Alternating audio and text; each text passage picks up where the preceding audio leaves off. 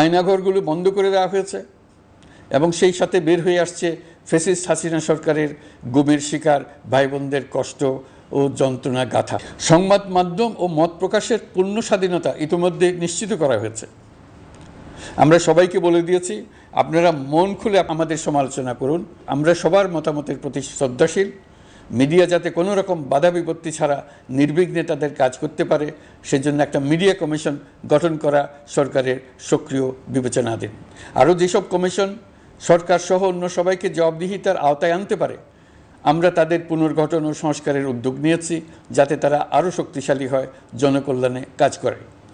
দায়িত্ব গ্রহণের পর বিভিন্ন দেশের সরকার প্রধান টেলিফোনে এবং শুভেচ্ছা বার্তা পাঠিয়ে আমাকে অভিনন্দন জানিয়েছেন।